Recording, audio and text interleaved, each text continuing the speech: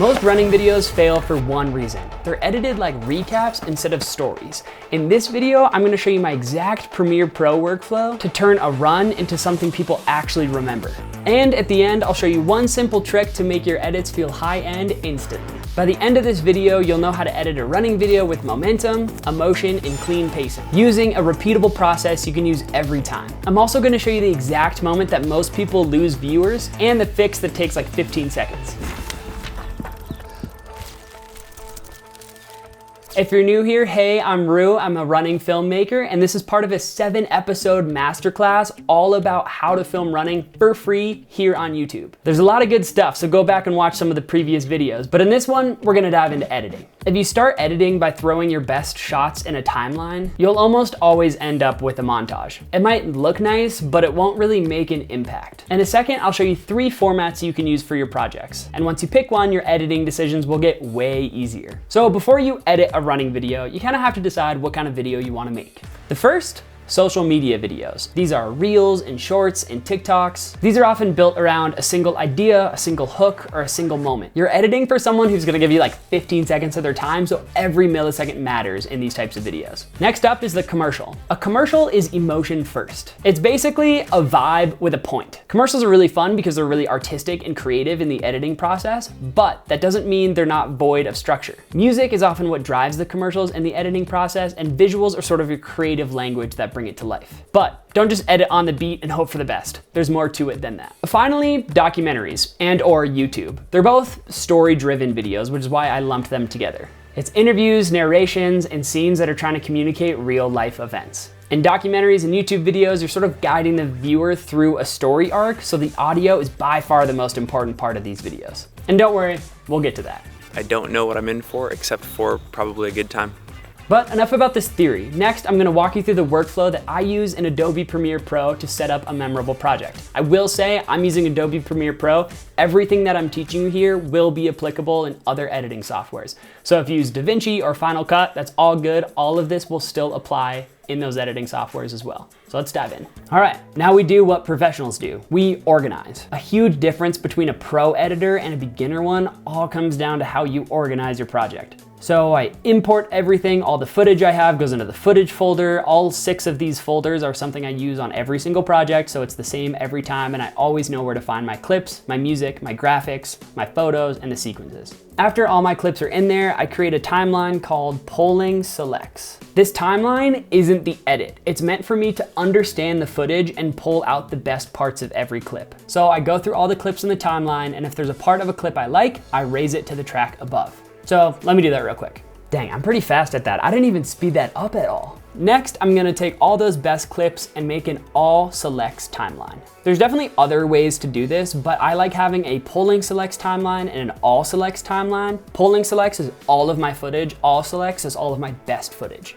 So if I need to go back in case I missed a moment, I still have it in the polling selects timeline, but all my selects are all of my best shots. Now here's the part most people skip and why their edits can feel kind of random, the radio edit. Before I touch the cool visuals, I make a radio edit, which means if you close your eyes, you're just listening to the audio, the video and the story will still make sense. If it's a short, like an Instagram reel or a TikTok or something, I put my VO or my main hook in there first, then I overlay B-roll and choose music. If it's a commercial, I pick the music early. I'm building off the vibe and the rhythm of that music, and I find that I'm much more excited to edit when I have a song that I'm really excited about that fits with the visuals. If it's a documentary, the interviews always come first. This is definitely a very complex process to go through, so be patient after you watch all your footage. Really try to outline what the story structure is. What's the setup? What's the tension? What's the shift? What's the payoff? Really line out your whole video here through interviews. Don't worry about B-roll, don't worry about music, don't worry about in-person moments either. Really just see if you can piece your story together with interviews first, and you can supplement in-person moments later. All right, now that we have our radio edit in place, stories are starting to flow a little bit easier. We're kind of building structure now. We're building some momentum. It's exciting. I'm excited. You excited? I'm excited. All right, to keep this simple so you don't have to just watch me edit like a bunch of running footage, I'm gonna take you through the process of making a commercial from the footage I've actually shot during this masterclass. This is just a fun little commercial purely to demonstrate how to edit something that we've shot in the process of making this. This may not be my best work, but it might be something that you can hopefully learn from. So this is a pretty basic commercial structure, and there's just a bazillion ways you can edit running commercials, but something that I'm gonna do for this one is kind of go through a basic story structure and kind of match the visuals to that story structure. We're gonna start off with footage of arriving to the run. Then we're gonna start. Now that the run is happening, I'm gonna show a little bit of the struggle, then a little bit of a breakthrough, and finally, the finish. So we've made some progress, but we're not fully done, because next up is rhythm. This is where your edit starts feeling less like random clips and more something like a kind of cool running edit, hopefully. Running has a certain cadence to it, right? You go fast on the downhills, you go slower on the uphills. Edits should follow a similar pacing cadence structure. If all of your shots are the same length, you're missing out on an opportunity to take advantage of pacing. If the run gets harder, but your edit is still kind of flat, it can feel a little bit boring. If the run is calm, but your edit's like super frantic, you're kind of like missing the vibe, right? You want to communicate the vibe of what happened out there. There's just so much to talk about when it comes to pacing in an edit, but for ease in this video, I'm basically just gonna outline these 3 things. For warm-ups, I like to hold the shots a little bit longer. If the runner is going through something that's high effort, there's a little bit more cuts happening. It's a little bit quicker, the pacing's a little faster. And finally, at the finish or the cool down or the breakthrough, I kind of slow the pace a little bit more. Of course, this can be super different depending on the mood of your video and on the format of your video, but this is just something that I like to stick to. If you're unsure how to even start with pacing, maybe try this and try to get a sense of what pacing really feels like when you're editing. Next up, I'm gonna show you a 3-cut formula to make any edit super clear right away. I think personally, this is one of the biggest upgrades you can make in a really easy way during your editing process, and something you probably heard me talk about time and time again in the first episode of this How to Film Running Masterclass. Also, I think this is a good time for me to tell you that I write a free newsletter all about outdoor storytelling, creative clarity, and building memorable content that I think you'll enjoy. If you want to keep learning how to make work that's memorable, profitable, and creative, it's linked in the description. All right, back to the video. Let's go into this 3-cut formula. Wide, medium, and tight, baby, we're back. So now that we're editing, you'll see this really play out. Wide shots show us where we are. Medium shots show us what's happening. Detail shots make us feel it more haptically. I don't know if haptically is really a word, but haptics are basically like the sensation of touch. Detail shots make us feel more closely related to the physical world. They kind of give us texture in a cool way. And each of these 3 shots is just as important as the other. When you repeat this pattern, the video flows so much easier. The audience can relax and understand the visuals and lean into the scene because it'll feel much less random and much more cohesive. Next up, I want to show you a tiny little audio trick. And tiny is really what it is. It's just a couple frames, but it makes a big difference. A J cut is when the audio starts before the visuals do. It's a small little tweak, but it's an edit I actually use all the time and makes your edits feel much more professional.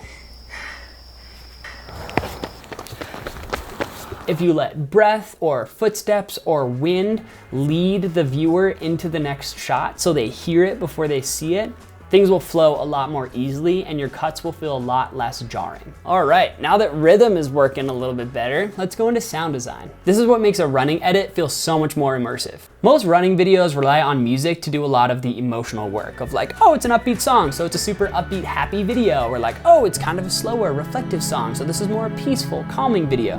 And those are definitely one strategy to making the emotion of your film, but I think ironically, sound effects can make it feel a lot more real. I think it just brings us into the physical world a little bit more and makes it feel a little bit less like a running music video and more like a running cool edit. I just think sound design makes it a lot more like physically interesting and authentic. If you see a shot of somebody running but you don't hear the footsteps, it feels kind of off. Whether or not you know it, once you put it in, it feels complete.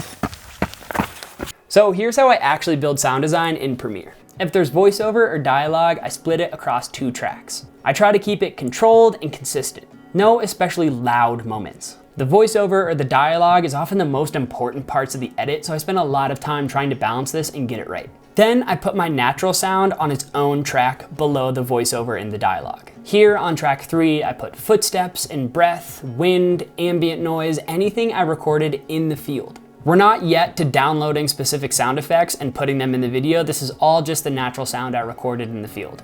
Okay, so below that, audio tracks 4 through 9, I use for additional sound effects. This is sort of like the seasoning, but I still try to keep it as organized as possible. This is where my whooshes go, my hits, my zippers, my feet sound effects if I didn't get it very good in person. These are the small little details that support the movement. The goal here isn't to make it loud, it's to make it feel full. If there's a sound that should be happening in your video and you didn't record it in the field, sound effects, audio track 4 through 9 is where you're gonna find that. All right, lastly, tracks 10 and 11 is where music goes. Music gets at least 2 tracks because I'm normally doing a primary track and a secondary track to kind of balance whether or not I want lyrics to come in, if I want to turn on a second layer for impactful moments, if I'm blending songs in and out of each other. Try to keep 2 tracks reserved. But remember that if music is driving your video, it'll feel more like a running music video and not like a cool running edit. Also, if sound effects are everywhere and way over the top, it can start to feel fake. So just remember to keep it balanced between your voiceover, your music, and your sound effects. So a quote that I love to keep in mind when I edit when it comes to pacing and sound design and all of this stuff is it can kind of start to feel like a lot, right? Like look at this timeline, so much going on in there. But something that I like to remember is that the music is not in the notes, it's in the silence in between. And I think of editing in the same way. Editing running is not in the constant motion of the clips, but it's in the stillness in between. So when it comes to creating your video, give yourself options to not just have a loud, full video all the time. Try to make it as dynamic as possible.